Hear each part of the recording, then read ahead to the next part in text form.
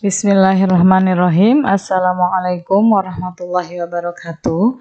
Bertemu kembali bersama Ibu dalam materi Kimia SMK kelas 10 pada materi tentang ikatan ion. Bagaimana kabar kalian hari ini? Semoga kalian dalam keadaan sehat walafiat dan tetap semangat untuk belajar ya. Sebelum kita mulai pembelajaran, alangkah baiknya kita berdoa terlebih dahulu. A'udzubillahi minasyaitonirrajim. Bismillahirrahmanirrahim. Rabbi zidni ilman warzuqni fahma. Ya Allah, tambahkanlah kepadaku ilmu dan berilah aku karunia untuk dapat memahaminya. Amin. Semoga dengan doa kalian ini, kalian diberikan kemudahan untuk memahami materi kimia yang akan Ibu sampaikan.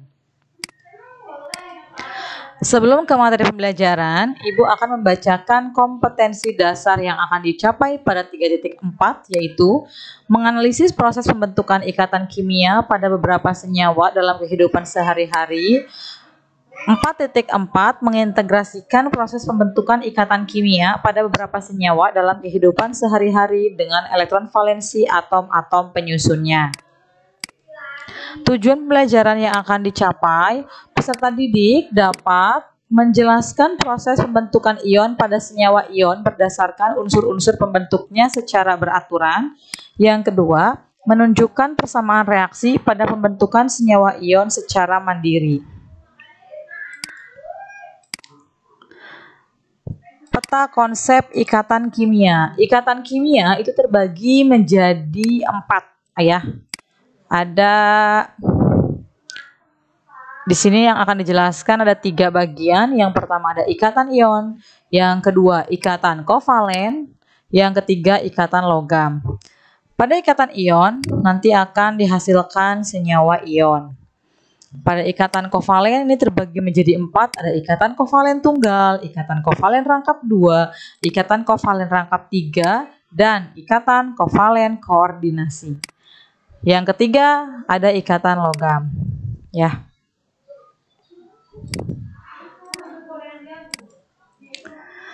Ikatan ion untuk mencapai suatu kestabilan pada ikatan ion ini bisa dilakukan dengan 2 cara. Yang pertama dengan cara melepaskan ion.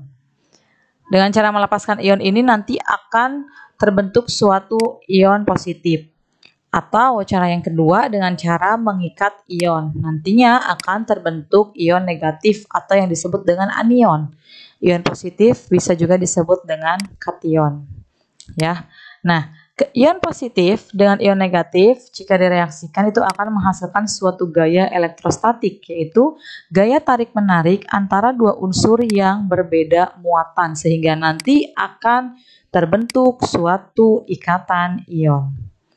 Ya, pertemuan sebelumnya sudah pernah dijelaskan ya bagaimana cara mencapai suatu kestabilan.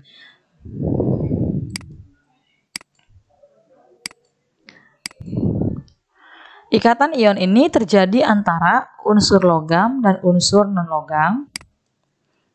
Contohnya unsur logam ini ada pada golongan 1A, 2A, 3A ya. Atau unsurnya ini ada Na, natrium, Mg, magnesium, Al, aluminium, dan K itu kalium. Kalau unsur non-logam itu golongan 7, 8 itu non-logam. Contohnya ada Cl, klorin, ada F, fluor, Br, brom, dan iodin. Ikatan ion ini terbentuk karena adanya gaya tarik-menarik antara ion positif dengan ion negatif. Ya.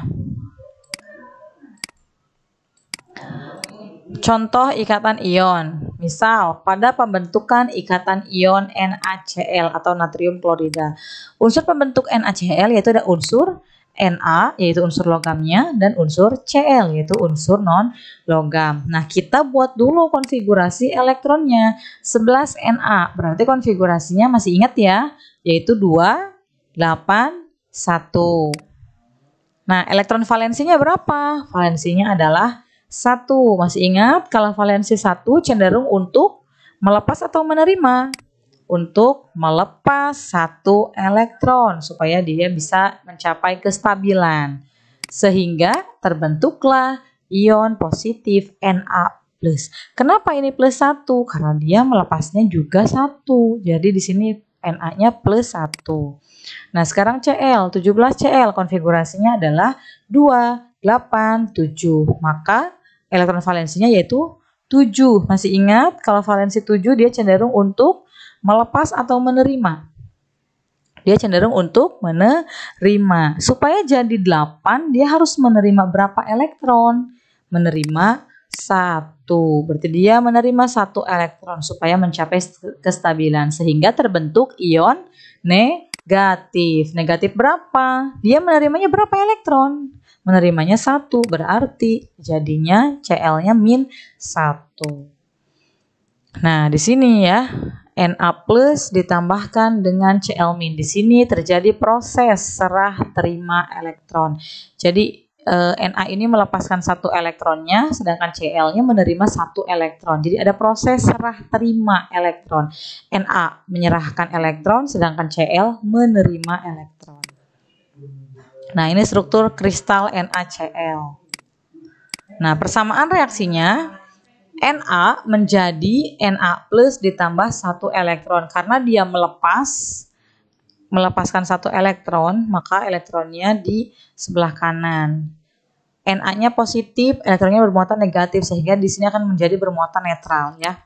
Cl ditambah 1 elektron menjadi Cl-. Di kiri muatan Cl-nya -1, di kanan Cl-nya -1, di kiri juga ada muatan -1. Jadi sama, seimbang ya. Nah, karena ini 1 elektron yang kita coret, sehingga Na dengan Cl, Na ditambah Cl, maka Na+ ditambah Cl- kita satukan menjadi senyawa NaCl atau natrium klorida. Itu untuk contoh yang pertama. Sekarang contoh yang kedua, ada pembentukan ikatan ion pada MgCl2 atau magnesium klorida. Kita tentukan dulu unsur pembentuknya yaitu Mg, unsur logamnya dan Cl, unsur non-logam. Kita buat konfigurasinya, Mg dengan nomor atom 12, konfigurasinya itu 282. Valensinya adalah 2. Valensi 2 cenderung untuk melepaskan 2 elektron supaya bisa stabil, sehingga membentuk ion positif 2. Karena dia melepaskan 2, jadi Mg-nya juga bermuatan 2+. Kemudian Cl, tadi sama Cl ya, 287. Supaya dia jadi 8, dia harus menerima 1 elektron supaya bisa stabil. Sehingga muatannya jadi Cl-. Karena ini tidak sama, yang atas kita kalikan 1, yang bawah kita kalikan 2. Ya, supaya nanti sama. Nah, persamaan reaksinya Mg menjadi Mg2+ ditambah 2 elektron. Karena ini muatannya 2, supaya jadi netral, maka elektronnya juga harus 2. Karena dia melepasnya tadi 2 elektron. Cl menerima berapa? Dia menerima, nah karena ini sudah menerima 1, karena ini harus dikalikan 2 supaya jadi sama, maka Cl ini dikalikan dengan 2. Jadi 2Cl ditambah 2 elektron menjadi 2Cl-. Maka kita coret. 2 elektronnya kita coret. Persamaan reaksi totalnya jadi Mg ditambah dengan 2Cl menjadi Mg2+ ditambahkan dengan 2Cl-. Sehingga terbentuklah MgCl2. Namanya magnesium klorida. Ini adalah proses terbentuknya senyawa ion. Dari 2 contoh tadi bisa dipahami ya. Mudah-mudahan bisa. Nah, untuk menguji kepahaman kalian, Ibu akan berikan tugas mandiri.